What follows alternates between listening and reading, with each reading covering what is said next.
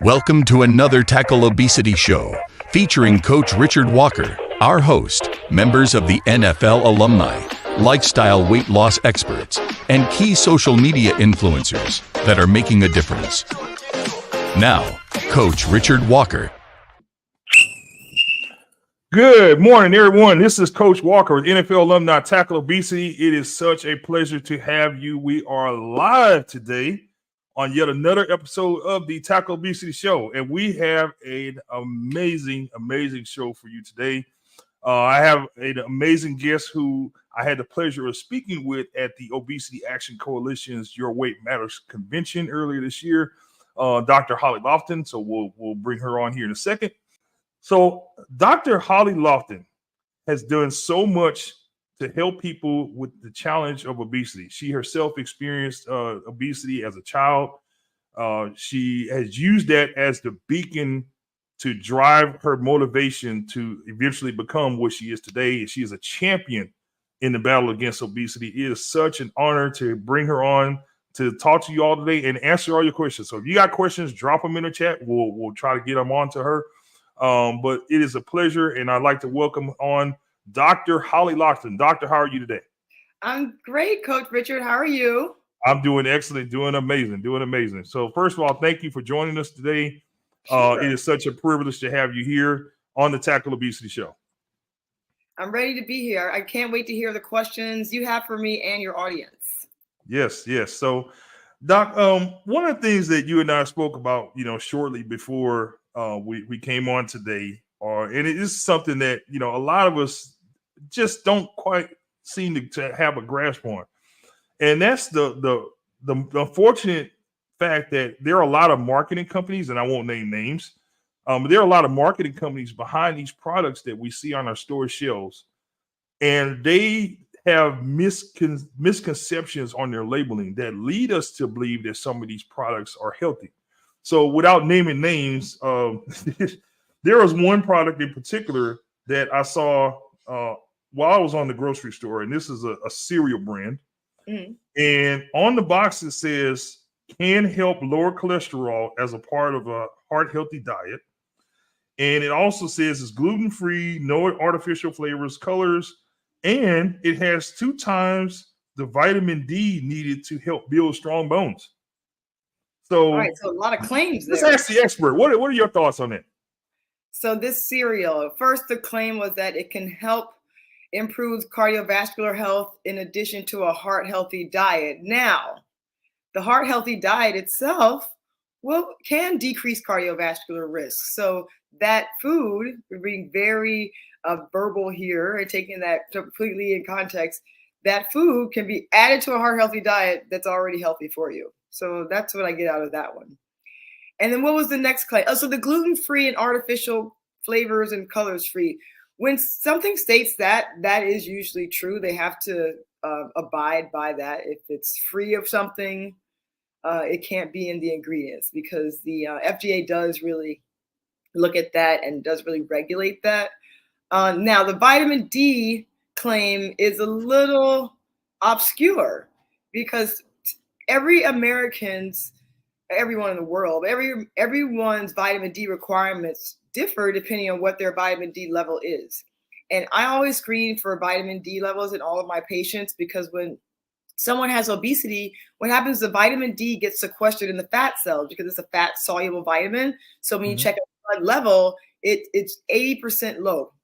It's low at 80% of people that I screen. And so you need to supplement that in people with obesity. So while the product probably contains some vitamin D, it's hard to know what percentage of your individual needs might be in that cereal. Well, according to the label, it contains about 4 micrograms of vitamin D per serving. Yeah, we have to convert that into a usable unit. That's the other thing. So when we look at, let's say, a vitamin D supplement, and when we tell people what they need to take, it's in international units. So I have to convert that to micrograms. But in international units, normal amounts is 800 international units. And that's if you have no vitamin D deficiency. For those who do, depending on the level, we recommend 1,000, 2,000, sometimes 5,000 in people who have, say, bariatric surgery, because they can't absorb the vitamin D from the food or the supplement. Wow. Wow. While we're on the grocery store, let's walk down another aisle. Because one of the other common areas where we overlook these challenges that come with the labeling are condiments. We don't think about what's in our condiments. For example, I posted a video of some air fried proteins and things like this. So you eliminate the grease, you eliminate the salt, the flour, but you can ruin it all if you have the wrong condiments. So talk to me about condiments. Like what are the things that we should look out for with condiments? Yes, we're talking about those sauces and other products we put on things to make them taste better. And they're often forgotten when someone's doing a calorie log. You said you had a burger and you include the bun, the bread, the patty, the lettuce, tomatoes, and then what else did you put on to make it more tasty? And on that note, I brought some of my favorite condiments right from my cabinet here. So Okay. again, without naming names, this is a sweet and sour sauce. I mean, I think that tells you already there's probably some sugar in there, but a tablespoon has 6 grams of carbohydrates in this. So to give some reference, one slice of bread has 15 grams of carbohydrates. So having 2 tablespoons of this is about the equivalent of a slice of bread. So if I put that on my burger, then that's like having a third slice of bread. So those are things I look out from the labels, how much sugar is in this, how much carbohydrates in it. And this is all sugar when I look at it. It's all added sugar. And the ingredients are, oh, look at that. The first one's water and the second one is cane sugar. So not surprising. This is one of my favorites. Again, without putting the labels, I think we know what this is. I love hot sauce. I can tell you, I got as a Christmas present once a jug of hot sauce with my name on it, like written. I love hot sauce so much.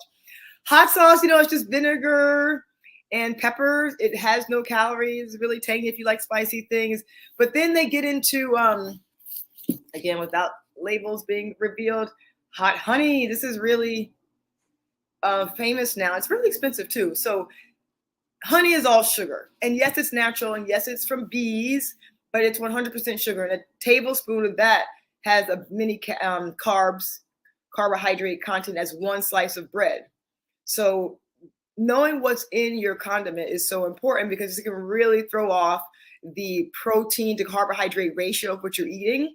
And I always recommend people have this much protein to this much carb, because if you flip that, then that makes that food more likely to cause fat cells to be formed or get bigger, and also can make you more hungry if something's really carb rich. So if you add a lot of condiments with a lot of sugar, that can actually take your healthy meal, like you said, the wings that you made, and make them really very sugary and not so conducive to weight loss or even weight maintenance. Wow. So my question today is this, because we all have flavor palettes. And there's no way to avoid that. I myself, I'm a diehard sweet guy. That has been my biggest challenge, is overcoming that sweet tooth that just it continues to wear on you. So what can we have that we can enjoy? What are some things that you recommend that we can get away with using? I by no means want people to live in deprivation, because you can only do it so long before it becomes intolerable, right? If I say you have no sweets, you can do that for a day, a week, a month. It gets really hard. Then what happens? You dive into every sweet that you can find because your body's thinking about it, craving it, and then you have to start over. So we say in moderation, but what does that really mean? It's, can you afford that based on how the rest of the day went? Did you exercise yesterday? Are you planning to exercise tomorrow? And did you have a lot of other sweets? So it's about portion control when it comes to those, well, I hate to call them cheap foods, but the things that we indulge in, that some things just should not be everyday foods. We have cake, we can have a slice, not the whole cake. But if you leave the whole cake in your house, the only way it's leaving is if you eat it, someone else eats it, or you throw it out. So I always make a point to have people make a plan for what they'll do with their holiday leftover, whatever their favorite sweet or treat is. Because if you make that one-day meal into a month-long event, you'll have a hard time really trying to fight that off. And then, some foods are addictive. They spend a lot of money, not only in marketing and making labels and commercials, but making foods taste good. And some of that is actually making them addictive. I'm sure you've heard certain snack foods say you can't eat just one. It's because they really have added ingredients that are proven to be addictive. So you have to be careful with that. Wow. That's a that's a lot. Right there. So you kind of touched on this in regards to portion control. How do we do that long term? Like what do you think would be the best way for us to strategize to manage our portions? I say everyone should think of portions with something that they carry with them all the time. And that's not a food scale, but it's your hand, right? So your hand has all your portion sizes there. So protein should be the size of your entire hand. So it's your hand for you, my hand for me. We think about the carbohydrates. So these are things like rice, bread, pasta, potatoes.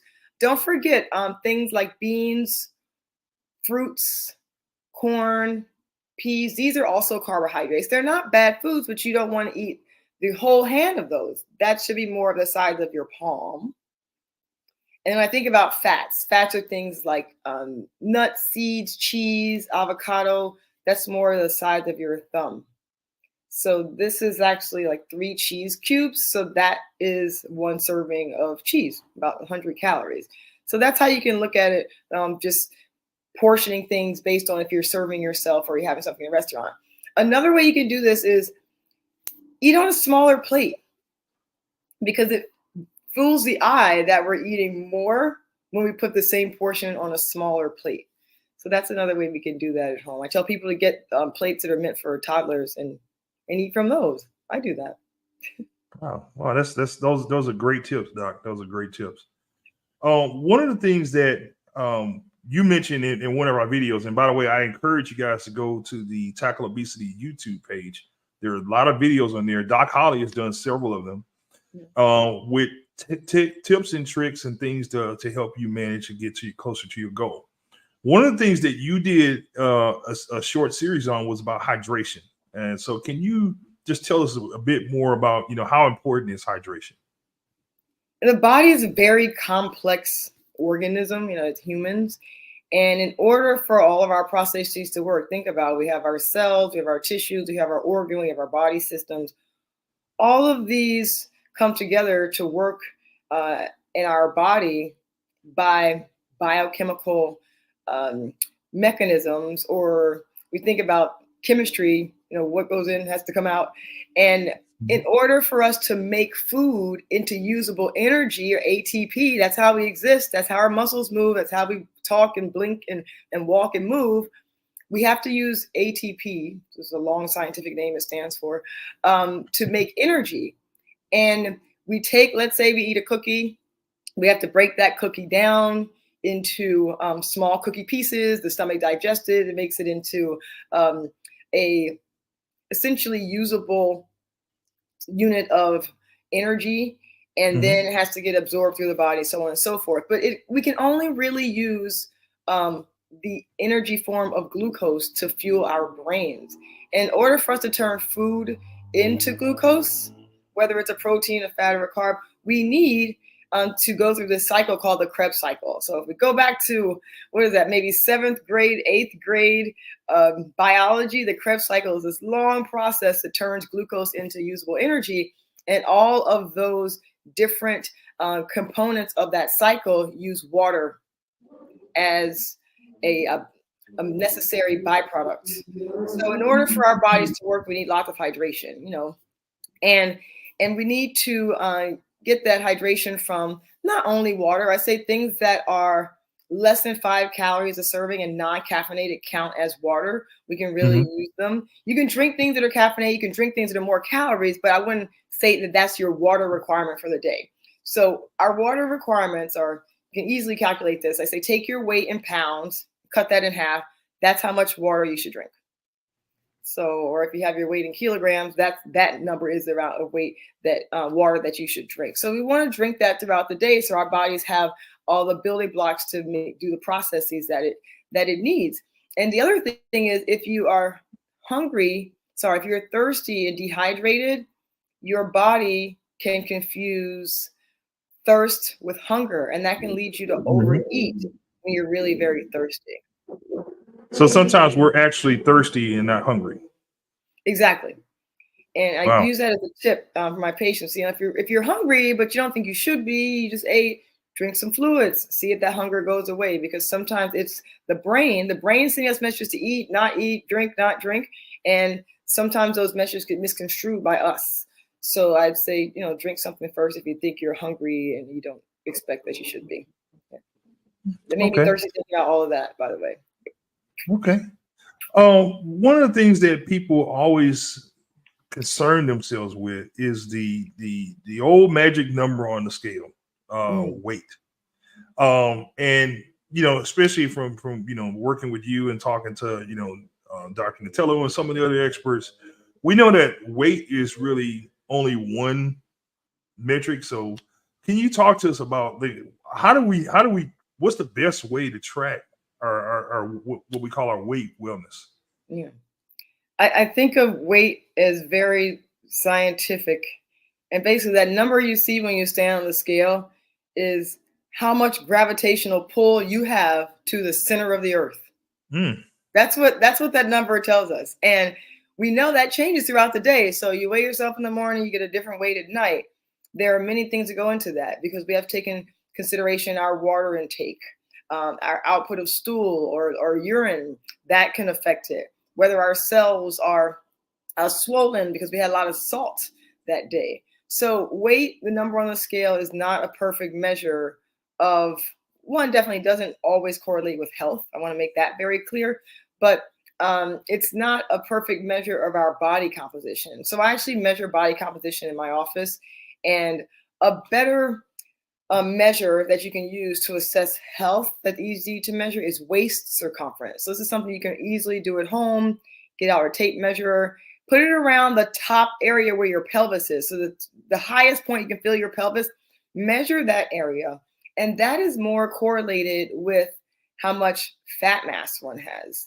So we call that the waist circumference. So the goal is under 40 inches in a male, under 35 inches in a female to be associated with a lower risk of heart disease. So those are concrete numbers.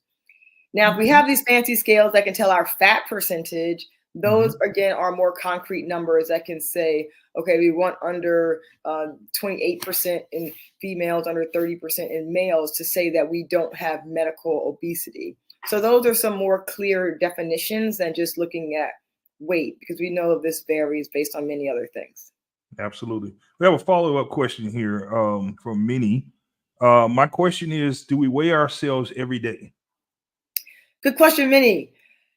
My answer to that is depends on how neurotic you're going to get, to be honest. So if you can weigh yourself once a day in the morning after you go into the bathroom with minimal clothes and then move on, that's fine. But if it gets into your mind so much that you're weighing yourself 2 or 3 times a day, then either don't weigh yourself at all or weigh yourself weekly. I do think if it doesn't bother you too much, weigh yourself every morning, because then you can assess what yesterday did to you. And you can notice some trends and say, you know, I had a lot of salt yesterday. Now my weight's up. Or I ate that favorite cake someone brought to work and my weight's up. So you know what yesterday's behaviors do for you. But that can also be very positive. You know, I did my workout yesterday and I noticed my weight's going down. So not only to track the number on the scale, but how that is responding to your behaviors. Okay. Now we understand that, you know, this is a constant challenge to, you know, fight the battle and with weight and what should I eat and how. At some point, it just becomes too much for some people. So you being obviously an expert in the field with your many years of experience and working with patients and managing medical weight programs, and you're the director of the medical weight management program with NYU. What do you in your experience, what's the threshold where you as a person, what is the threshold where, okay, this isn't working, I need to get help from a medical professional? What do you think is the the threshold where someone should seek medical supervision for their weight loss? Well, I think you stated it right there. If this isn't working, it's one time you can say that, let me go seek some professional help, whether it's from a registered dietitian, a weight management specialist. And you really do want to vet that person's ability to give you advice. So I don't recommend always going to someone who lost weight and say, I want to do it exactly like you did, because everyone's physiology is different. So when I see a patient, I say, all right, let's look at your past, your diet attempts, your successes, your failures, what medications you're on, all these different things. And really get an understanding of why this person is the weight that they are at this time. And that is dependent on genes, physiology, and environment. And those things are changing all the time. Our environments change. Look what happened when we start working from home a lot. That's a big environmental change. We don't have to have a big commute. We walk, 10 steps to the living room and we're at work. Also, our age is an environmental change. Women going through different phases of life, puberty, perimenopausal, pregnancy, pre-pregnancy, post-pregnancy. So these things are physiologic changes that a medical professional can really help you assess what you can do differently, because your body, even though you're the same person, your body changes over time. So definitely that this is not working, but also if you're getting sicker, and sicker is relative. If you're feeling short of breath, if you have a new weight-related medical condition, someone said, oh, you have pre-diabetes, let's see a specialist now, because you don't want to wait until it's diabetes. And then they pile on a bunch of new recommendations that you have to follow to avoid taking insulin. So those preconditions should be treated as real conditions, and those also warrant professional help. So I really think if you're getting sicker and if you're gaining weight, you don't know why, there can be some investigation into that. And we can look at labs and other things. Maybe medication is causing that, and we can do something to mitigate the effects of those.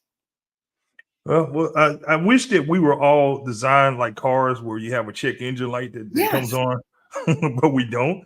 Exactly. But I love your point that, when you start experiencing sometimes, especially men, I'm calling you guys out, myself included, we ignore those warning signs, and we have to learn how to put our egos aside and just say, you know what I'm doing isn't working, something's wrong, let me go seek the help of a professional. Now, one of the things that is a very quickly growing trend in the weight loss spectrum is the use of medically supervised solutions such as, Ozempic, semaglutide, whatever, pick your prescription here.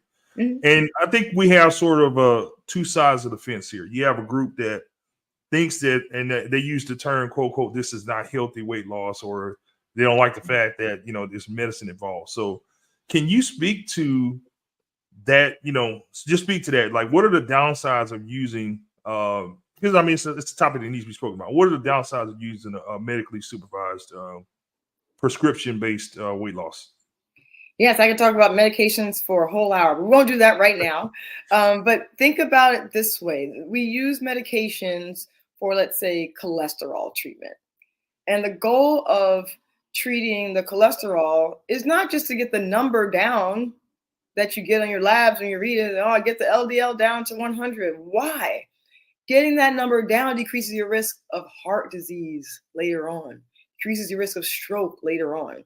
So when we think about a medication for obesity or overweight as a medical condition, we're using that to prevent weight-related medical conditions like cholesterol, diabetes, even mental health aspects. If your weight has you feeling down and you're depressed, that's warranted to treat that. And I want people to forget that obesity and mental health issues are often correlated and present together. So I always screen people for mental health issues when we're starting a plan. And because they exist does not mean we can't treat the obesity, but you want to make sure that's taken care of as well. But back to medications. So the medications that we use that are more recent, we'll just stick with, we'll call them the injectables. Okay. They work very physiologically. And just as, I think about it this way, just as someone who has underactive thyroid hormone, we give them back thyroid hormone. These injectables look just like some of the hormones that we make in our intestines that go to our brain and tell us that we're less hungry and more full. And that's really what these medications are doing. They're giving us back a hormone that the person with obesity does not have enough of, and that helps them be able to follow the lifestyle plan that they were given, whether they're giving it to themselves, I should eat less of this and more of this, or a dietitian's giving it to them. Because we really do get messages from the brain to eat, stop eating, feel hungry, feel cravings, and these medications really regulate those so that we can follow what our intended plan is for long periods of time that can generate weight loss. So these medications are physiologic. I will say they're safe and effective, because if they weren't, the FDA wouldn't let them be out there. Mm-hmm. They have to be tested before they come to market and be proven to have more benefit than they do risk. But yes, there are risks. And anyone who says this is a side effect free medication is not telling you the truth. That is completely untrue. So you always want to mitigate as an individual. Do you have more risk than you do benefit from this? So if a medication is making you vomit every day, you're not losing weight, then that's too risky with no benefit. That's not for you. And that's why you want to use these with the help, the advice, and the continued monitoring of an experienced medical professional. Absolutely. Absolutely. Well, Doc, I just want to say thank you so much for all that you've done, continue to do. Your passion for this is so amazing. And the fact that you yourself has experienced obesity as a child, and you use that to really drive what makes you function, what makes you continue to pursue this. And you've touched and helped so many people. You continue to touch and help so many people. You are a blessing to so many of us, and we're so excited, so happy to have you as a teammate on the Tackle Obesity Squad. I really do truly love and have a passion for treating this condition to help make people feel better, live longer. It really is so important, and it's something that you'll have to do for life. Your plan will change throughout your life, but it has to always be addressed. Absolutely, Doc. Once again, it's a pleasure. Make sure, guys, you visit tackleobesity.com. You will see a lot of information on there from Doc Holly. Again, you can sign up to be coached by NFL alumni, and the best of all, it's free. But you do have to give us your commitment. That's all that we ask for in exchange for your coaching. So sign up today, tackleobesity.com. Follow us on all the social media outlets. Doc, again, thank you so much. For over 75 years, the Marine Toys for Tots program has provided toys and emotional support to economically disadvantaged children, primarily during the holidays. But needs are not just seasonal, and now neither is Toys for Tots. They've expanded their outreach to support families in need all year long with their new programs, including the Foster Care Initiative, giving toys and tangible items for children to move with, inspiring hope for a brighter future. The Native American program has grown to benefit over 200,000 children annually, providing toys and books to participating reservations. And the Youth Ambassador program, a select group of our nation's youth, children helping children, going above and beyond to raise peer awareness and encourage local community support on behalf of Toys for Tots. To learn more about how you can help, visit toysfortots.org and help bring hope to a child's future. 2-minute drill. The temptation is real. The temptation, sometimes it wins, and it's okay, because we came to understanding that, like, if we eat an Oreo or whatever food that we eat, that's not gonna really set you back anything. It's not gonna kill your diet. It's not gonna kill the progress that you made. So it's all in moderation. You can incorporate all those foods that you enjoy while you're still living that healthy lifestyle. Coach's Corner. Having a coach is actually is a great thing, to be honest with you, in my mind, because a coach is going to always hold you accountable. A coach ain't going to be your friend. A coach is going to tell you the truth no matter what happens, and he or she are going to motivate you. And you want to find you a coach that has already accomplished what you want to accomplish. So they're able to see things that you're not able to see. You get you a coach that have already walked the path, so your path can be easy. So get you someone that can speak life into you, someone that can guide you, someone that has a system that's going to work for you. Remember, obesity is a medical condition, not a character flaw. To learn more about the NFL alumni's ongoing commitment to our community and kids, go to tackleobesity.com. Because I knew what to do, I was able to get great results at home. And I realized that many people hate going to the gym. The people that often need the most help hate going to the gym. So that is why I decided to help people who need the most help, people that are 1 to 1 pounds, lose weight without going to the gym, because I know it's possible. Get coached, and together, let's tackle obesity. To know more, visit danielrosfit.tackleobesity.com. Jamie Morin, your partner to tackle obesity. All of our clients come on for a minimum of 4 months. Our goal is not to keep any clients forever. It's to get people to their weight loss goal and make sure that they have the character traits, the skills, and most importantly, the right belief system that they can go and sustain this for the rest of their life. 85 to 95% of people who lose weight regain it all back over the next 2 to 3 years. We know our Body Smart graduates are in that 5%. We've given them the habits, the skills, and the right belief system that they know they can go and do this for the rest of their lives. Remember, obesity is a medical condition, not a character flaw. Be coached by Jamie, Body Smart Fitness, women's weight loss expert. Visit his Instagram page at Jamie Morin or visit his website, bodysmartfitness.com. Hey, listen up. Bring it in. Another Tackle Obesity Huddle. Thank you all for joining us again. We are so glad to have you on the show. And make sure you follow us, like, share, subscribe, tackleobesity.com. Also follow us on social media on any platform, Tackle Obesity, at Tackle Obesity. We're so glad to have you. We're so glad to have all of our wonderful teammates, past and present. If you know anyone who needs support, anyone who is in the battle against obesity, have them join us. Tag them on social media. Encourage them to go to the Tackle Obesity website, sign up for support. That's what we're here for. Because we know that tackle obesity is a medical condition. It is not a character flaw, and we are working together as a team to overcome the tackle obesity epidemic. I want to focus on our 2 amazing teammates that I brought along today. One of them is our OG, the man who has been there from day one, Mr. Russ Allen. He is the director of the NFL Alumni Wellness Program. He is the brainchild of the Tackle Obesity program. He's the one that I met in Vegas when I was hoarding chips, crackers, and cookies and everything at 400 plus pounds. And here I am today. So I am so grateful to have him here. How are we doing today, Russ? Richard, I'm doing fantastic. And it's always so great to see you and be able to share the things we're learning about tackling our obesity. You know, my story was I lost 50 pounds.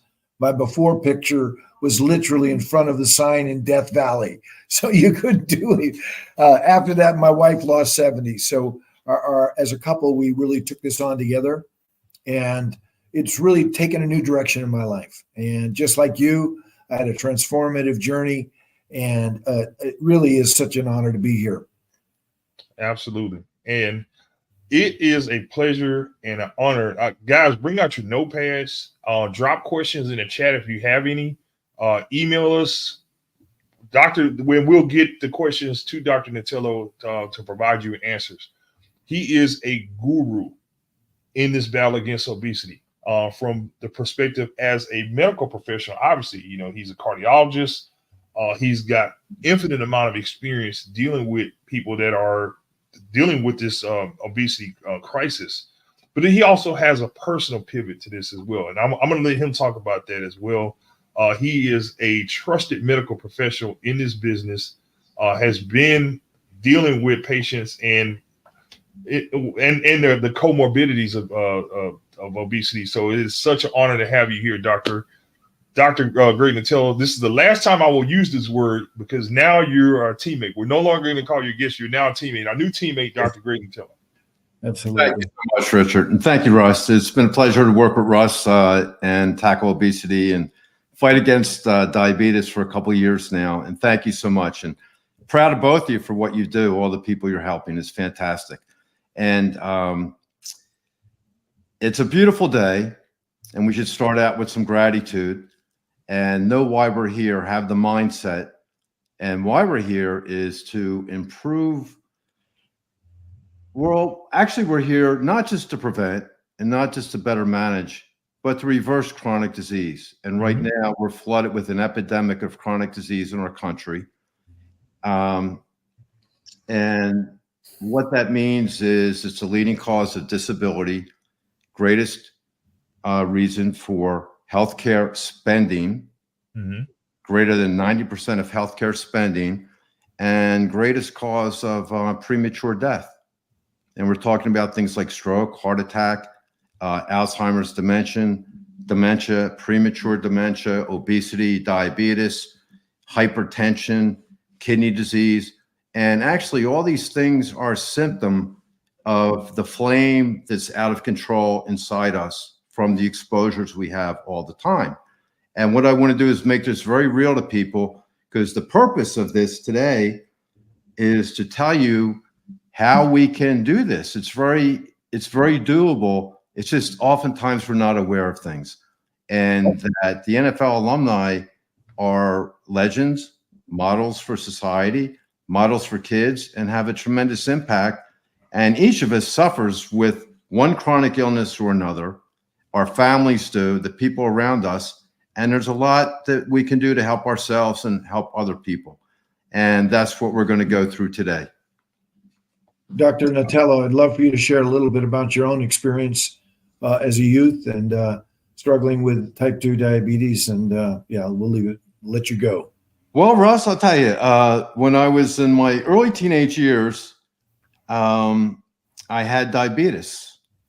And my mother, who grew up on a farm but worked as a professional waitress in Philadelphia at the pub, and my father was a barber, and my mother just wouldn't stand for it. My mother went out of control when the doctor said, "Here's insulin," at age, 11 or 12. And I was very overweight. I was obese. And my mother just wouldn't have that. And my mother imposed on me her lifestyle habits, having grown up on a farm, and actually reversed my diabetes. And at the time, it's kind of interesting, because at the time it was called adult onset diabetes versus type 1 diabetes, right? Type 1 diabetes, about 5% of people, but overwhelmingly 95% of diabetes is type 2. And at the time we didn't know that. And the doctor said, "Oh, you're going to die without insulin."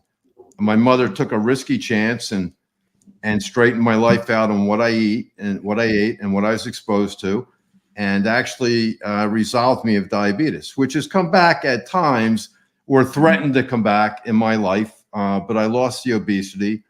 I lost the diabetes for good, pretty much.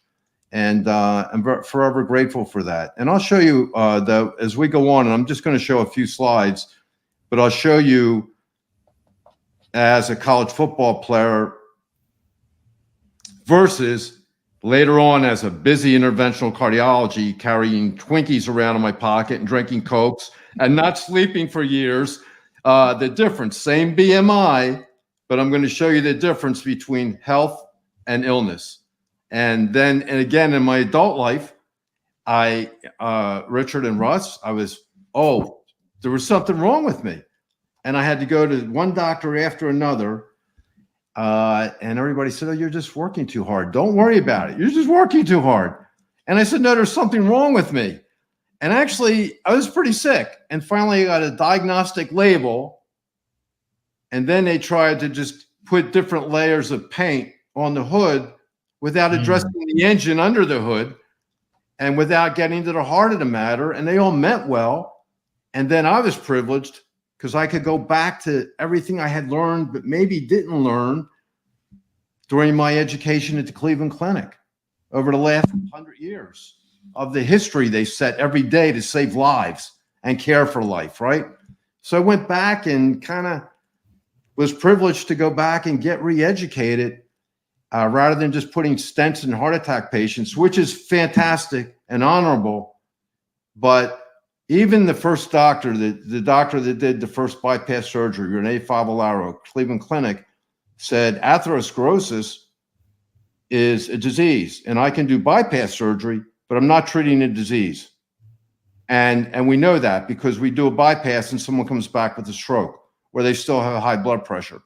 They're all different faces of the same internal inflammation. And Richard, I don't want to bore your audience with oxidative stress and immune dysregulation, but there's an internal flame that gets out of control, and then it's manifests as chronic diseases, of which there's only a handful, of which obesity and overweight are major issues.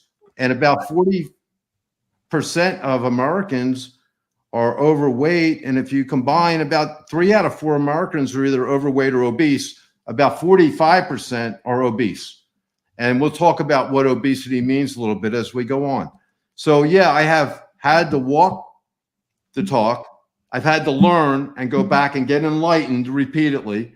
Right. And I spent many years doing that, Richard, and had to kind of change my whole career focus, my whole vocational focus, and get enlightened. And fortunately, I had the resources to go do that and save my own life as well. And then learn a better way to help people actually. And you know, the way that I view life now is to help people with their lifespan,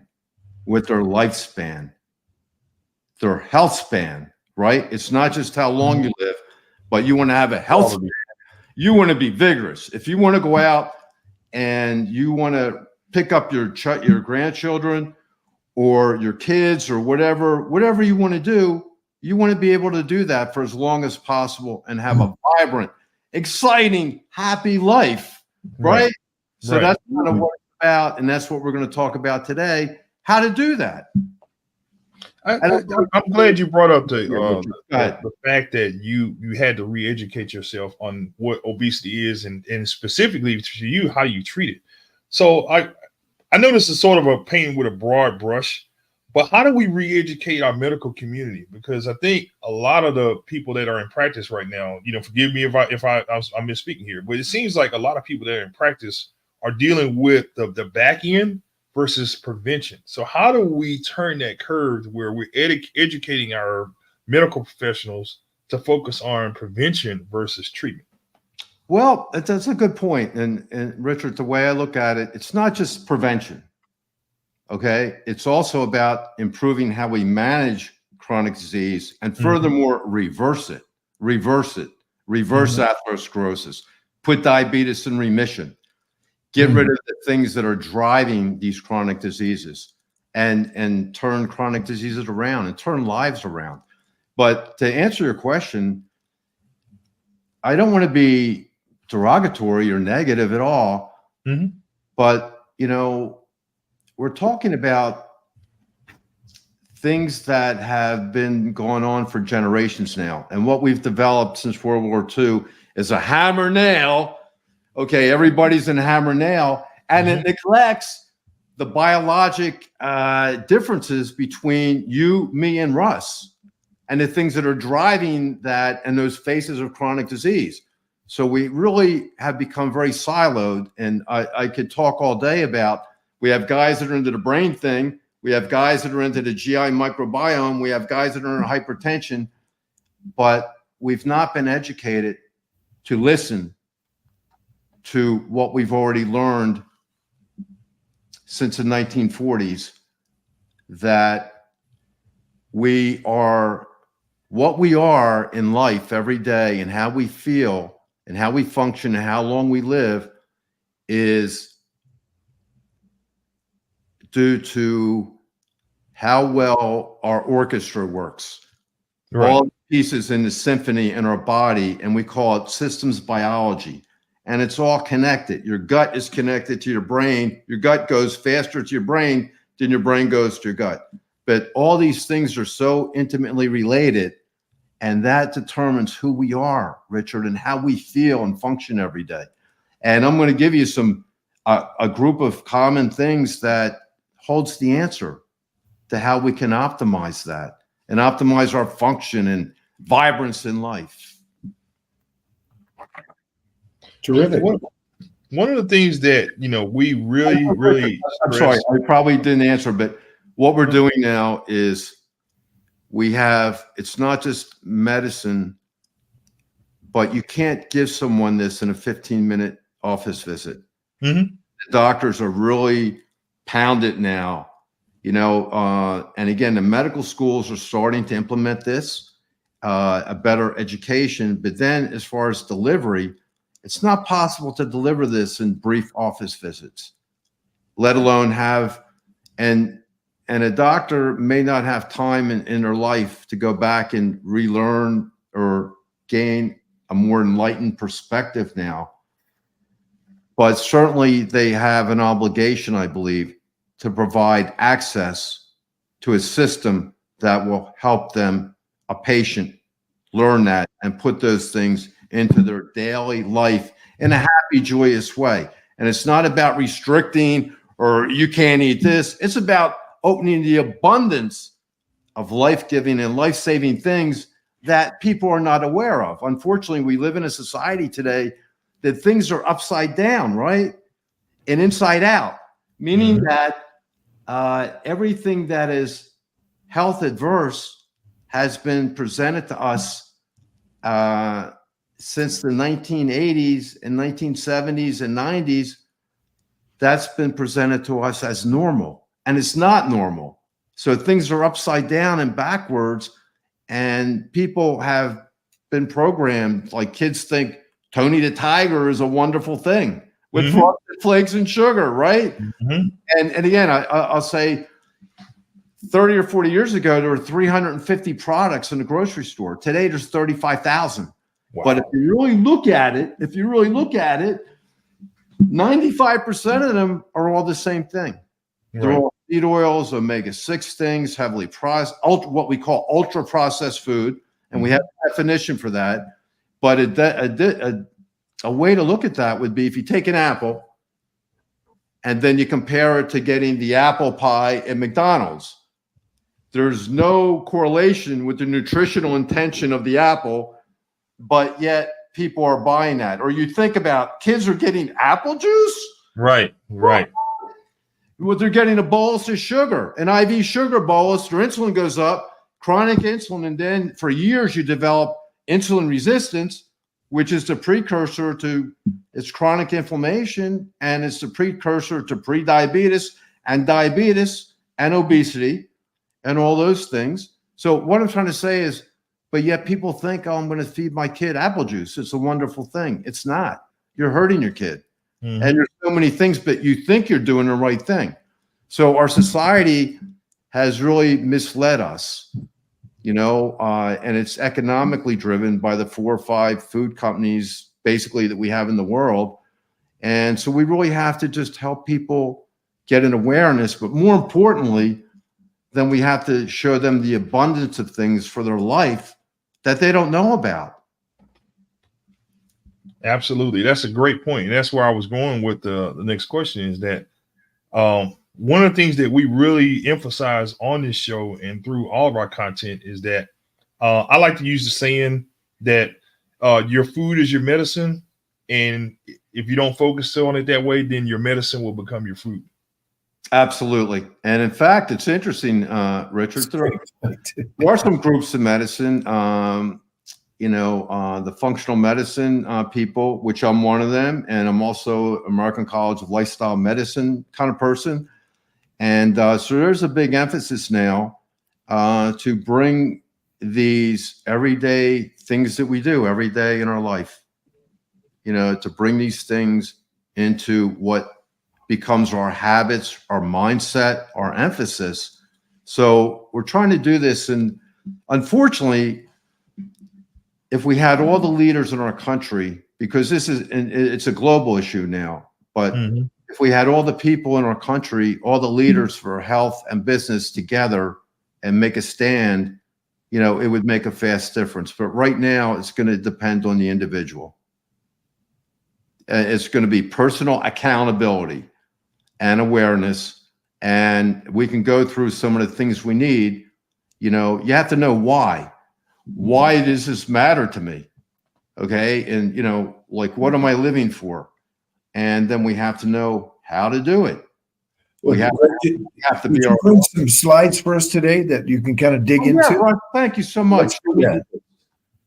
Let me pull them up just to give you an introduction. Thank you so much. And for those of you that are listening on our podcast networks and also on our 3 radio stations, KCAA 102.5, 106.5, the station leaves no listener behind, 1580 The Fanatic, and WCKG, we have these slides. We will have them available on our website. So you can go to tackleobesity.com. We'll post it in there for you to see.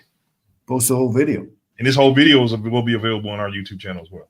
All right, on this slide, on the top left, what I'm trying to show you, and we can talk about Gatorade later, but actually, all right, let me divert for a minute. Sure. Okay, Nixon, to get elected, had to come up with something big. He came up with, we want to make food cheaper and more readily available. And that was a major platform for him. And that really changed the industry. And then when Gatorade got sold from the Gators, the national championship Gators, to Pepsi, they put fructose in that. And we can talk about fructose as toxic and a major issue here with obesity and liver disease that's epidemic now. And but the point is that as all the exposures we have in our lifetime, at the top, whether it's autoimmune disease, diabetes, type 2 diabetes, asthma, autism, our chronic disease has exploded over the years. Our genes haven't changed, but what's changed is what we're exposed to in our bodies every day. Over here, I have a slide, chronic diseases in America. And if this doesn't make Russ fall off the chair, nothing will. but Richard, look at this. 6 out of 10 Americans. That is unbelievable. Have at least a chronic disease. 4 in 10 have 2 or more chronic diseases. Chronic diseases, and there's only a handful, and they're all different faces of the same underlying inflammation. But chronic disease is the leading cause of death and disability and accounts for greater than 90% of healthcare spending. And then I'm going to go further. I'm going to show you the younger population even. This is unbelievable. 1 out of 2 people aged 18 to 34 have at least one chronic disease.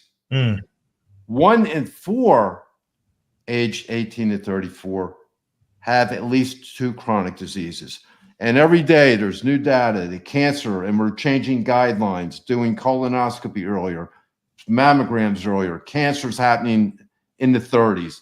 Adult onset diabetes would change to type 2 diabetes because kids get it. And you have type 2 diabetes as a kid, like I did, you have earlier complications and premature death, and heart attacks are happening in age 20 and 30. And then we'll go to another slide. I want to give you the background of what we're dealing with. This is a great study. There are 2 great studies. Top left, what I'm showing is less than 1 in 10% of Americans are metabolically healthy. Because with obesity, that's what we're talking about. It's metabolism, the physiologic processes in our bodies that help us function and keep us alive. And ineligible to serve in the military, Richard and Russ, 70% of people in the United States, young people, they're not qualified with their health to serve in our military. Right. And I'm reminded about Dr. Cosgrove, former CEO and president of my professional home-based Cleveland Clinic. The state of our nation is only as good as the state of our health. You're right.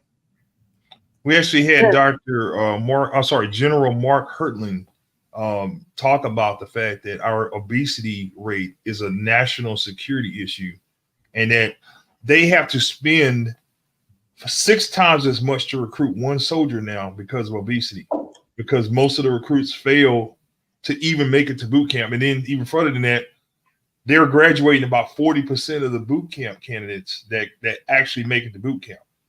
That's a great We have to go back and get them to meet the BMI standards and the physical standards so they can pass the PT portion to even make it to boot camp. Absolutely, Richard. In fact, they've done 2 things now in the military. They've reduced the standards, but the other thing they've done is they have like a pre-boot camp trial where they try and get you healthier so that you do meet the standards. But again, that's pretty frightening, and that's a very good point. It is a national security issue. Yeah. And this is me briefly. This is me as a little kid. Gregory, the Italian little kid, and people would pinch my cheeks and give me a headache, shaking my head. But when I got diabetes, my mother just couldn't handle it, and God bless her.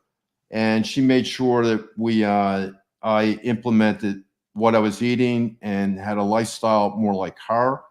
And then in the middle picture here, I'm showing you me at Gettysburg College as a football player. And to the right of that is me as a busy cardiologist putting in stents all night, heart attack. And both pictures on the right are both extreme pictures. As a little kid and me as a cardiologist, the big difference was I had a big waist. My waist to hip ratio was too big. My waist size was too big.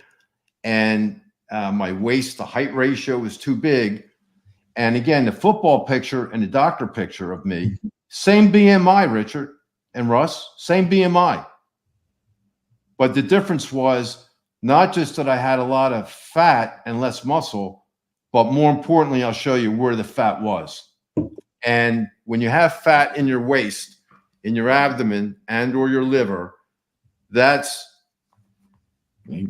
an active inflammatory organ spewing toxins called cytokines all over your body, making you inflamed and sick. And I want to show you here, in my football picture, I'm a lot smaller than I am in my doctor picture, because in my football picture, I had a lot more muscle and less fat. Muscle is more condensed, weighs more, and is more dense and solid and smaller. Fat is much bigger, less dense, takes up a lot more room. And if the fat is in the wrong place, like in your waist and inside your tummy, then it's metabolically active. It's dramatically leading you down the road to things like stroke, high blood pressure, premature death, etc.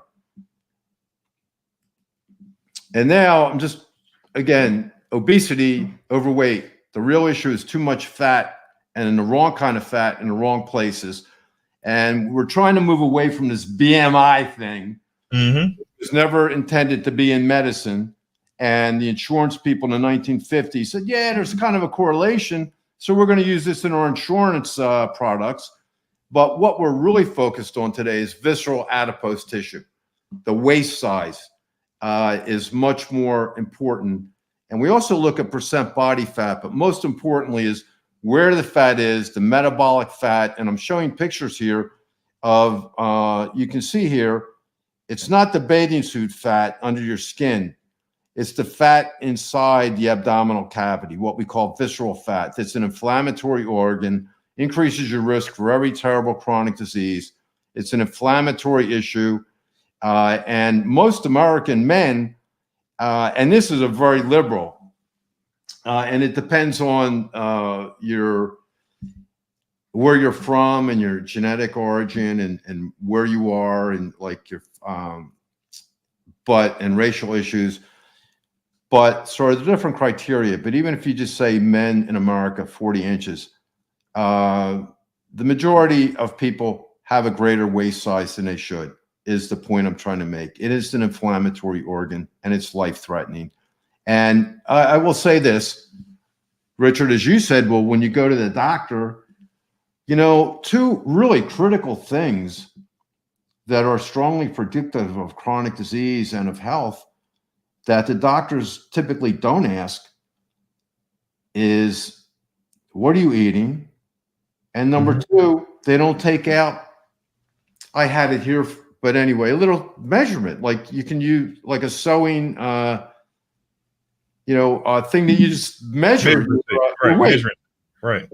Thank you. Right. And so there are two simple parameters that we don't even do routinely in an office that are strongly predictive of what you need to have done for you and why you're there. One other thing, this concept of calories is out the window also, because it's not how much you eat, it's the quality of what you eat. And we can talk about that. But for example, we really focus, we know that it's life-saving, life-changing to focus on unprocessed and minimally processed food. Can I repeat that? Please do. Right, 70%, 80% in old data, so it's probably higher now, of what we eat is ultra-processed food. It's got so many ingredients and chemicals and a long list of things that you never heard of. And the food that we know, and I will say this is striking to your audience probably. What we eat is the leading cause, What we eat is the leading cause. What we eat is the leading cause. Yes, I repeated it several times. Please, yeah.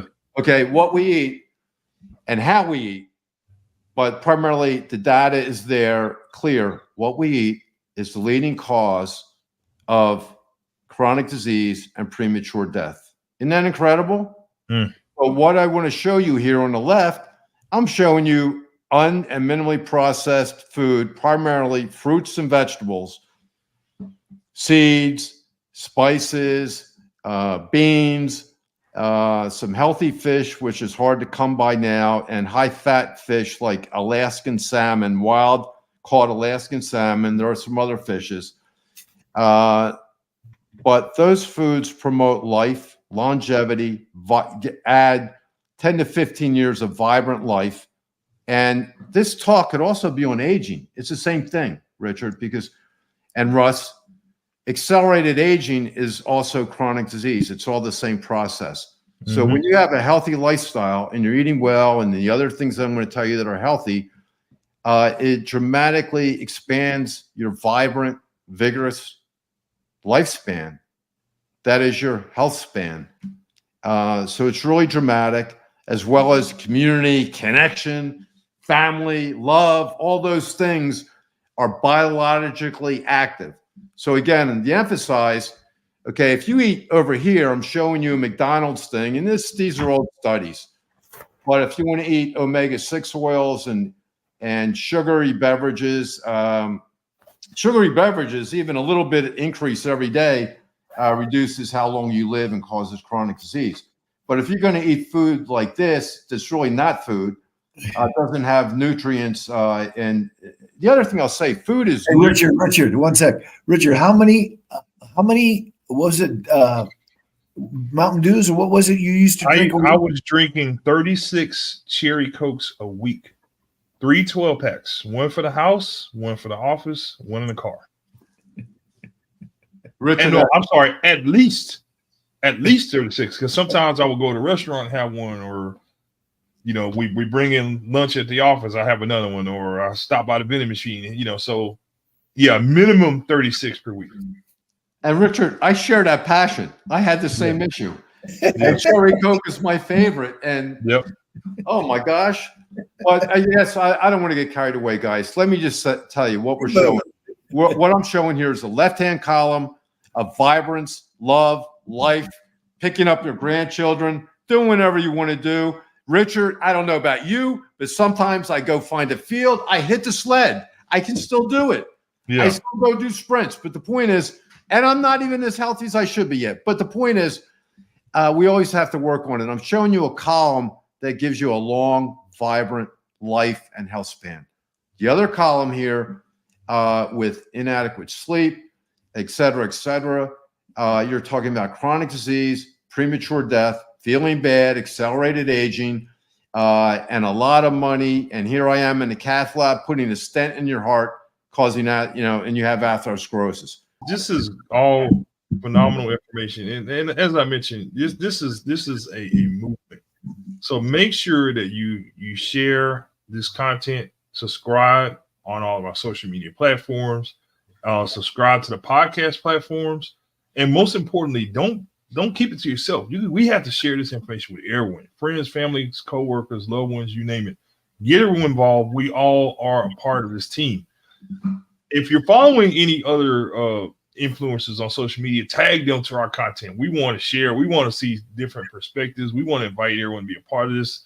This is a movement, and we need more members of the team. We have a formidable opponent. We have one heck of a squad that we're putting on the field against the battle of obesity. We thank you so much to our teammate, Dr. Greg Natello. You will see his page on the Tackle Obesity website and all his information. You're going to see this content. If you have anything that you missed, feel free to go back to our YouTube channel and watch this video. Again, the great Russ Allen, the we call him the mountain of muscle. Always a critical player in all of this. And we thank you for tuning in today. And Richard, yes, sir. I have to say this. I have to scream this out. Okay. There's always a way to help someone. There's always a way to help ourselves, and there's always a way to help someone, and there's always a way to help others. And it's small steps. Be encouraged.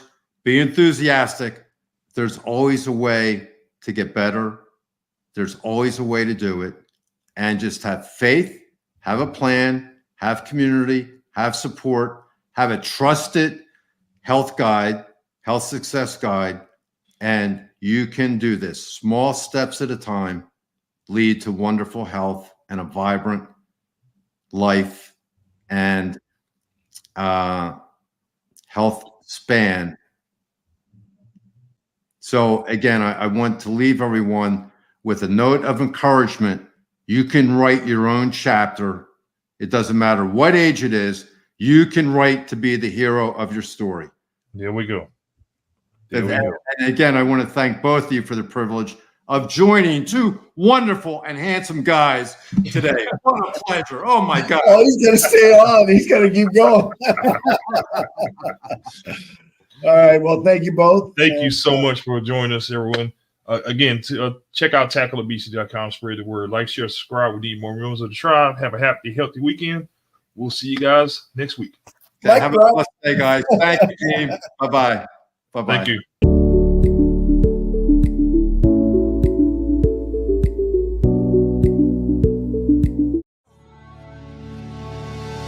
I'm Dr. Naomi Parrella. I'm double board certified in family medicine and obesity medicine. And I work at Rush University Medical Center. I'm the chief of lifestyle medicine, the medical director for the weight loss and lifestyle clinics at Rush. I'm also an associate professor for the departments of family medicine and the Department of Surgery. And we have been doing our best to jump into the Chicagoland community and make a huge difference in how people manage their health moving forward. So what brings someone to your practice typically? Oh, yeah. Okay. So many reasons, right? So let's see. So we might have individuals who just want to lose weight, and it might be for various reasons. Their doctor might have told them that they would do better if they lost weight. For example, if they have sleep apnea and they don't like their CPAP machine, obviously one of the best treatments would be weight loss. Secondly, if somebody has diabetes and they either want to have less diabetes, meaning less medications, or make their blood sugars better, or possibly even reverse it, then they will also come to our office. Somebody has high blood pressure or gout or a history of fatty liver, they would also be referred to our office. Heart failure, referred to our office. So those might be some of the reasons that doctors would send them. Surgeons also will send patients to our office because surgical outcomes are better when somebody's metabolically healthy and their weight is a good, representation of that. So they'll be sent to our office to help optimize them for surgery, especially if it's an orthopedic surgery like a knee replacement or hip replacement, or if somebody has a lot of back pain. Another reason people might come is they just want to look better, feel better, be able to play with their grandchildren, travel, do things unrestricted and have a higher quality of life and no limitations. So that might be somebody who's self-directed and like, I'm taking charge of my life and I'm getting on track here. And then there's also those individuals who are either athletes or very high-performing individuals in whatever careers they've chosen, and they want to optimize, and they know there's ways to get better and better. And so they're looking for any way to level up their skills, their abilities, their capacity. So those are the ones that will not necessarily be focused on weight, but they're really focused on performance and eking out the best out of their body. What are symptoms of fatty liver disease? Is there anything that is apparent to people? Well, so fatty liver disease, most people might not know they have fatty liver disease unless their liver enzymes on their blood tests would be elevated. If it's more advanced, we've heard of things like cirrhosis, right? People have heard of that, where that would be liver failure that can happen from fibrosis of the liver. And so that means the liver is scarred down. So the liver starts out beautiful, pristine, and along the way, if we don't take good care of it, or if there's a lot of toxins coming into the body, then it can start becoming fatty. In the past, it used to be only alcohol that would cause that, sometimes medications, but now our diets. Many people are eating in ways that fatty liver naturally develops, and that would be non-alcoholic fatty liver disease or metabolic associated fatty liver disease is the newer name for it. And that would be something that you really can't tell. You might say, I'm really tired, or my pants are getting a little tighter because my waistline is growing. That might be some of the way that you might notice if you didn't actually get your blood work done or an ultrasound. Let's talk about some of the lifestyle approaches you take to helping people lose, get control of their weight. Yeah, so, there's so many ways we can do that. And so there's multiple different dietary ways to achieve that healthier metabolism and weight loss. There's also addressing sleep, addressing any kind of, some medications actually cause a lot of weight gain. And so changing that up. Also, if we are making sure that we are moving the body. So sitting is the new smoking, right? So the longer you sit, the worse the metabolism gets and the easier it is for your body to sort of get off track and start gaining weight or having other metabolic problems. So that's another area that, people are aware of, right? Moving the body. And then, of course, stress reduction. There's so many different ways to do that, and we can get into that a little bit later. But the most important, I think, is actually social relationships. Whenever you are with other people, and let's say you get a smile, you share something that's a stressor, you can see that people can heal other people. Just being in the presence of another positive energy individual can have a tremendously healing effect for another human being. Humans can harm each other as well, but what's really cool is we have the power to heal each other, but just by being in each other's presence in that sort of safe, accepting space. So usually that's with friends. Some people have really great families, partners. It might be our children, it might be pets, right? That's also really important. So there's a lot of different ways we do this. Some people find that they're lonely and other health problems seem to either feel worse or get worse when they're lonely. And that's because they're missing that one really key component, which is a connection with another human being. There's a lot of research that looks at being physically in the presence of another human being versus like how you and I are connecting right now virtually, right? So when we're in the presence of another human being, there is an electrical sort of magnet, effect between people. And we talk about mirror neurons, meaning if you're coming into the room and you're like super stressed out, I'm going to feel that in my brain, in my body, even before you've said a word.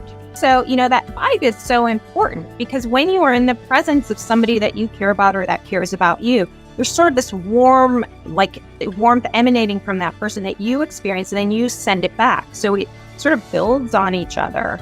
And that stuff you can't get in like what we're doing right now, right? So in a virtual setting, the closest thing we can do is hyper, extreme emotional displays to get the point across, right? So that you might be able to feel what I'm experiencing right now, for example.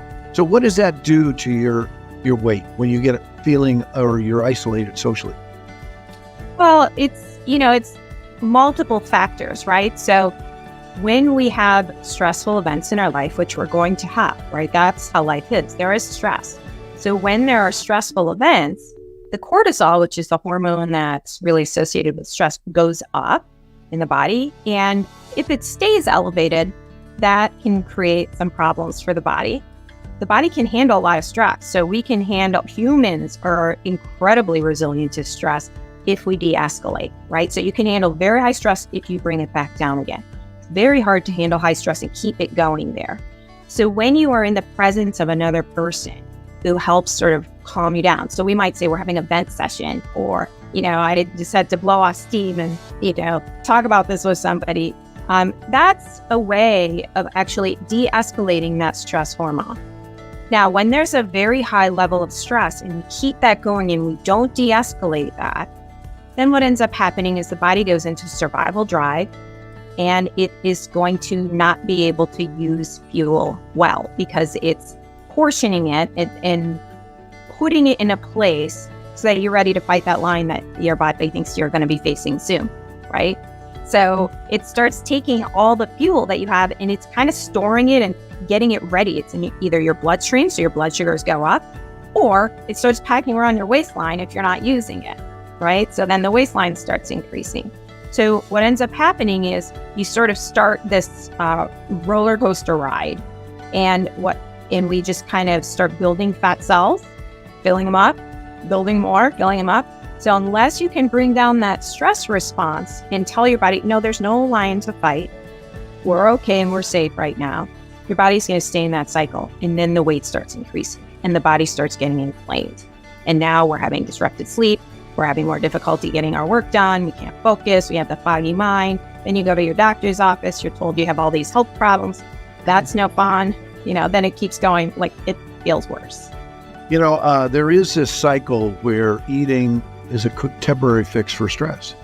Tell us about that. Yeah, so when your body, again, is stressed, it's going to want to have access to fuel to fight the scary thing that your body is fearing, okay? Even if your brain knows, it's just like a work stress, I don't have to fight anybody, right? Your brain is thinking one thing, but your body is like, okay, we're going to get ready here. So you're going to be craving fuels that are easy to store and easy to access. And those are usually very highly processed foods, sugars, very starchy carbs that have been that have been broken down and processed so much that it enters your bloodstream really fast and gives you this instant fuel. And if you don't use it right away, it's going to start getting stored, right? So that's the cycle. And as your body starts storing more of that excess fuel, it starts running out of space and it starts creating inflammation. And then your body's stressed again, but it's not from up here. It's because your body is not in a great state anymore.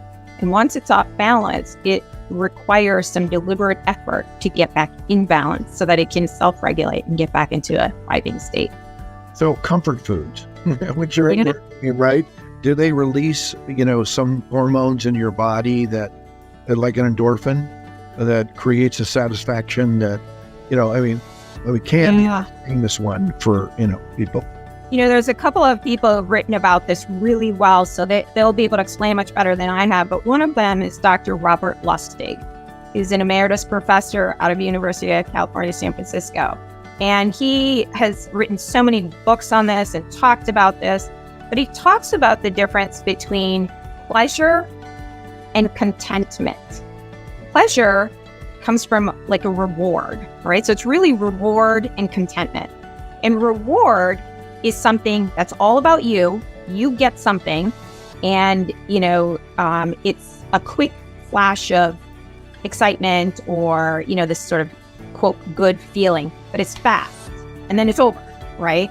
So that occurs when people eat certain kinds of foods, right? So it just breaks that, yucky feeling just a little bit, but it's not something that other people experience. You experience it alone, right? Now, when you eat the chocolate, the other person is not feeling super happy for you, right? They're not experiencing the reward with you.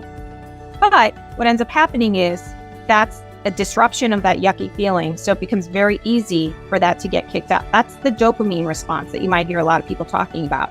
Other ways we trigger the dopamine response might be with alcohol, might be with sugar, and again, with various drugs like heroin, right? So when we kick up that dopamine response, and that's what starts that craving, the drive, I have to have it, right?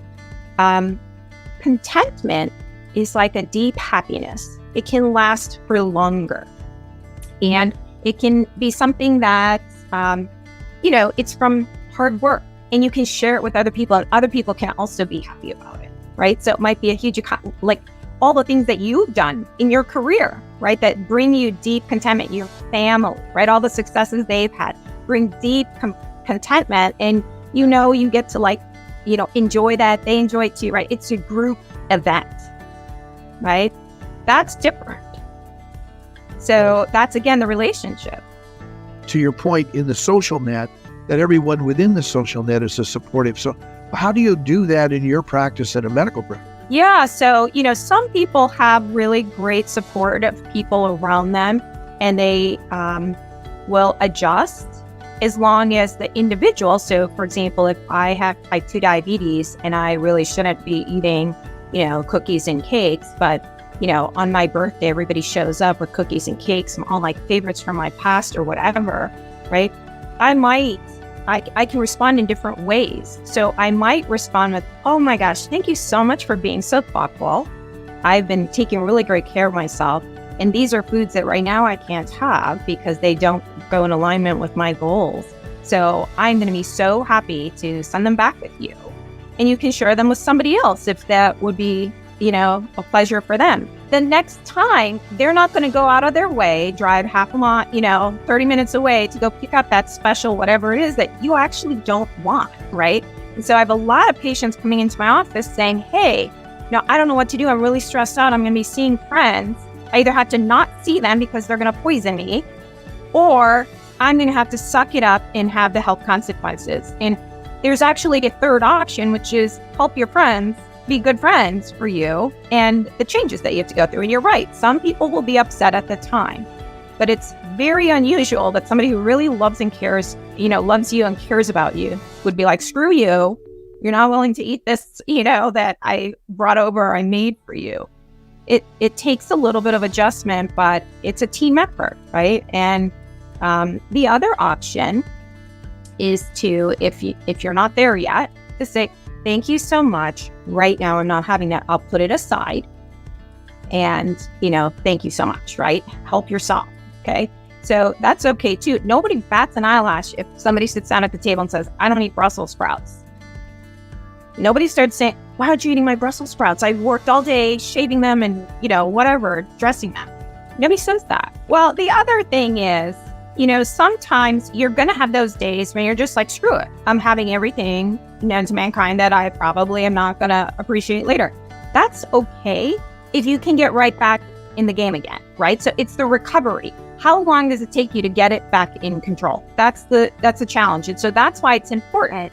I tell my patients, when you are crushing it and you're doing really well, that's when you need to make sure you have the regular touch points with the people who are supported. It might be a health coach, it might be a doctor, it might be a dietitian, it might be a psychologist. Who knows who it is, right? But you have to, in those times when you feel most confident, that's when you want those touch points, because you want to make sure if you do have a deviation because you're not, so hyper-focused on it, that then you're going to have just a short time before you get right back in the game and you're like, yeah, I'm on fire again. I'm good. I tell people, look, you're going to be trying to get control of your weight. You can't drink. It's just sugar. It's like you might as well just put 16 teaspoons of sugar, stir it up and put it down, or 10 of them. A glass of wine is equal to 10 teaspoons of sugar in terms of glucose, right?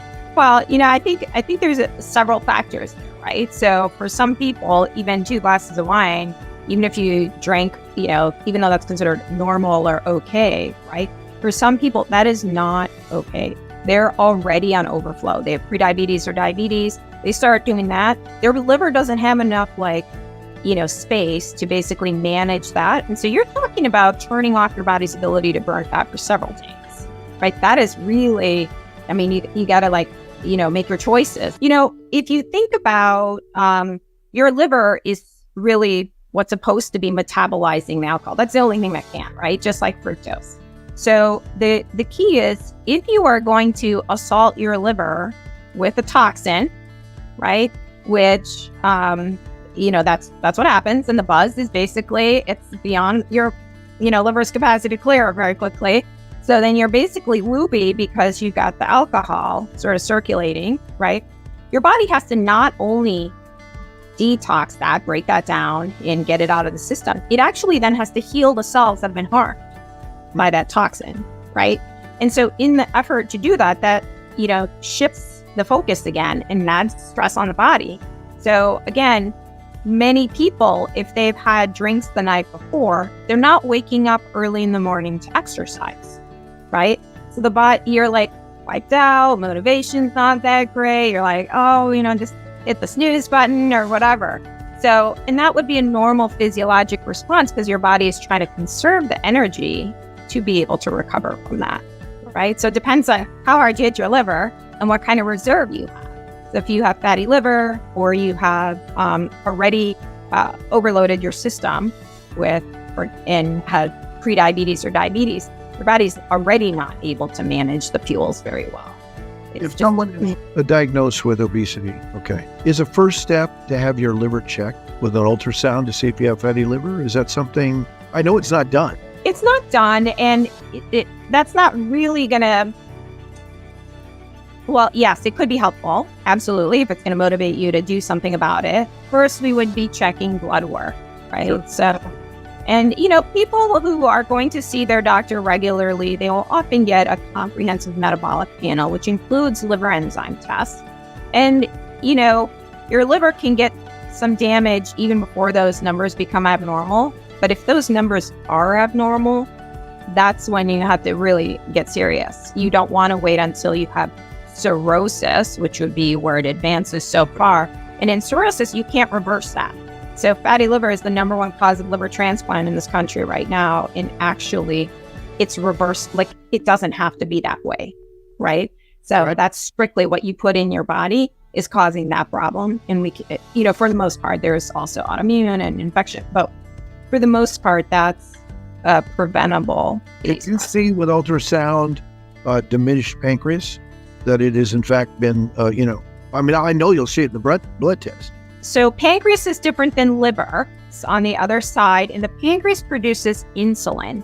Right. And so you can see certain things, but ultrasound is basically like, it's like what bats use to figure out sort of where they are. So it's an echo. It's not going to give you a clear picture. So if you want to really look at the pancreas, you're going to use like an MRI, right? You can also see it on a CT scan, but an MRI is actually going to show you much better resolution. Will it give you a volumetric measurement? Yeah, but I don't know how useful that is. So let's go into highly processed foods and how they cause inflammation, how they shut down proper functions of organs. Tear them up. Yeah, this is one of those areas that is just so hypercharged right now. And ultra-processed foods means essentially that the foods like if you looked at it, you wouldn't know where it originally came from or all the steps it took to get into that shape and size and look, right? And so usually there's a lot of flavorings put in, things are broken down, all the nutrients are pulled out of it, some might be injected back into it. So it's frankenfood, right? That's a term that I don't remember who's coined it, but it's not real. It's not the way food has been intended to be eaten.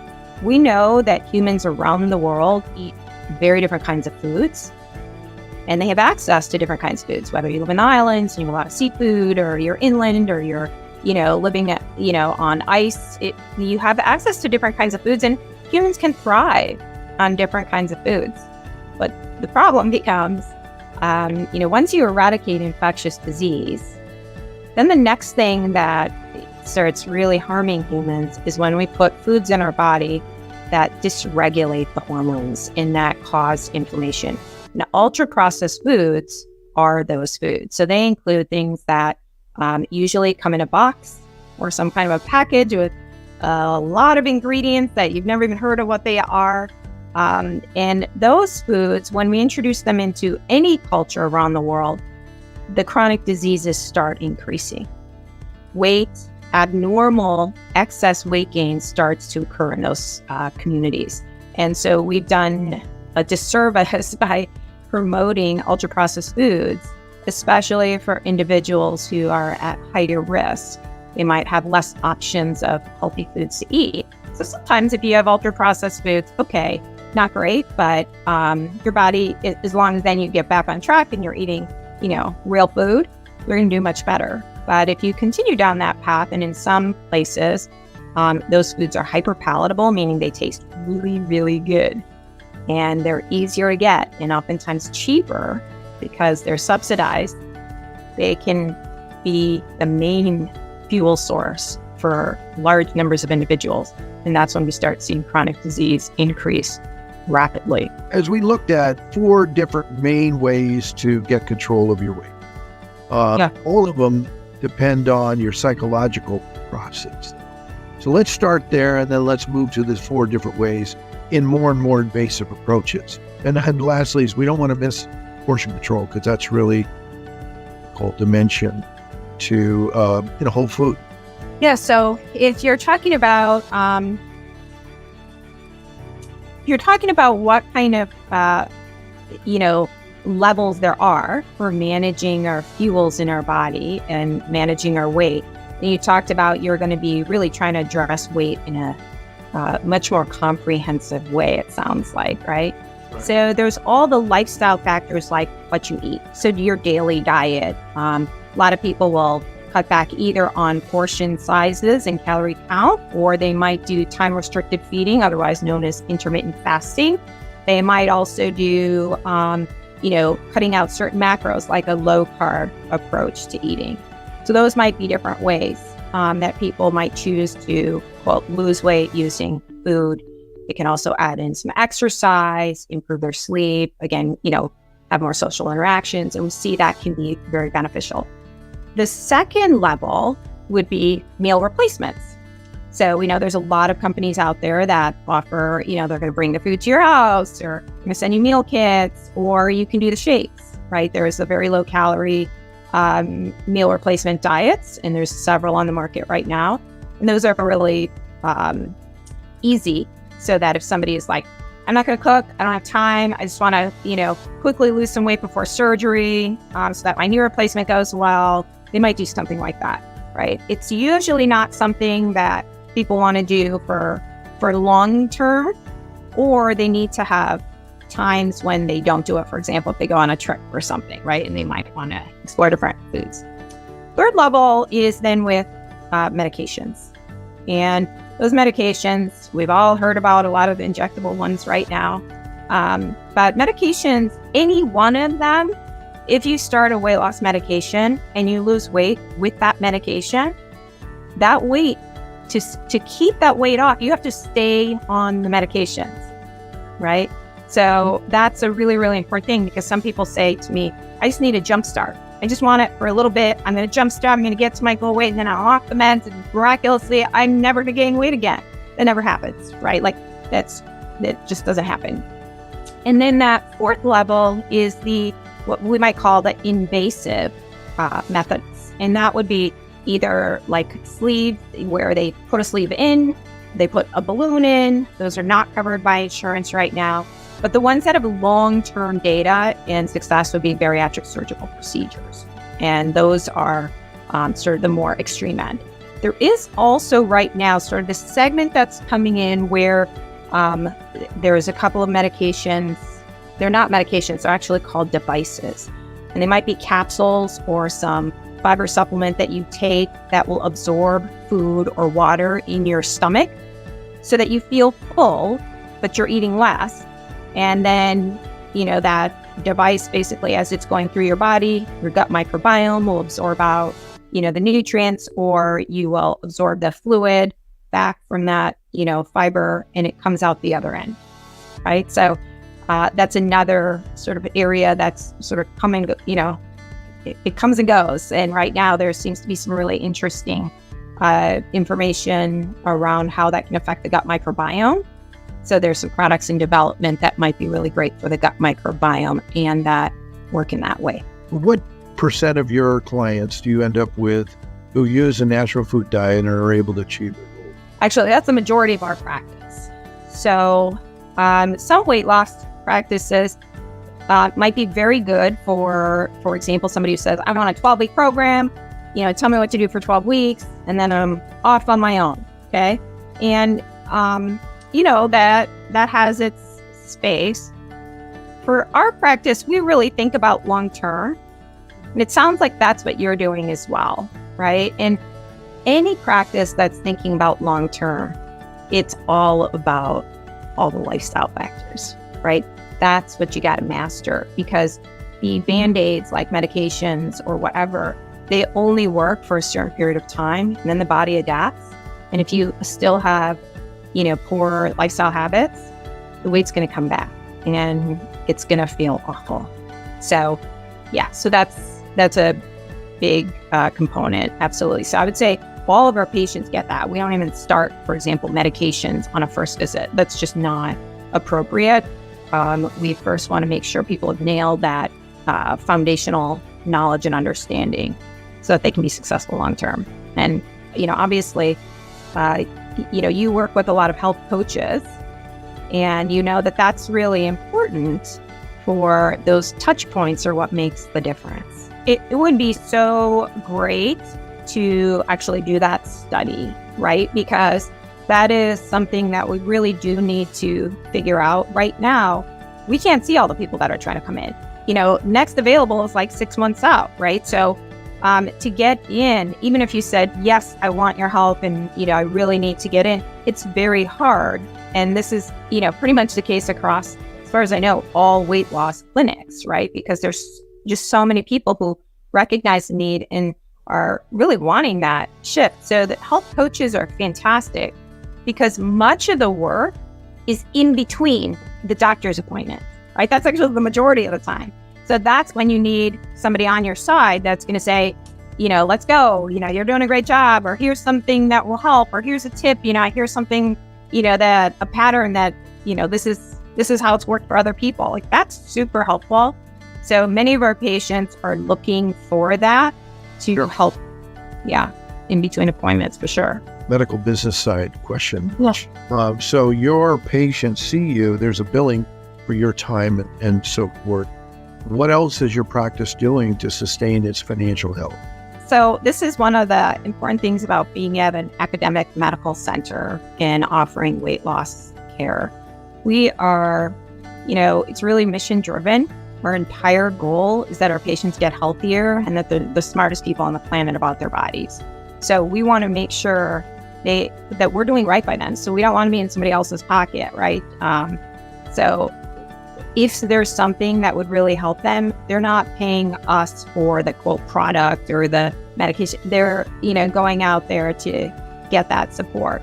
So I think, the most important thing again is to remember the ultimate goal is to take care of people and help them be wildly successful, whether or not they're coming to our office in the future. So what I think is important financially, in my perspective, is that we're finding a business model that supports the patients and that is financially sustainable. And we've, figured out how to do that with the model that we have right now. And we have 7 different clinics at this time, 7 different locations. And a lot of that is leveraging the things that people have available to them outside of our office. Yes, I could have health coaches on staff, but it's much easier, right, for patients if they can find a health coach that's convenient to them. We do have in-house dietitians and psychologists. We definitely have that. But again, the volume of patients we see, there's no way we can take care of all of those patients. People have different levels of support at different times of their life, an anniversary time, celebrations, certain times of the year. Some people are like, this is a really tough time for me. I need a lot more touch points. And we're like, I'd love to help you. We just don't have that availability right now. But here's some resources that would really help you. And since our patients come back, we can say pretty confidently, okay, this is a good place. They're going to take good care of you. They're not going to, be doing some shady things. We've vetted them. So we get some, our patients tell us if things are going well or not, and we get the metrics, right? When we check labs again, we're like, this is impressive. Well, listen, thank you for your time today. Really awesome. We got a lot in the can. Thank you so much.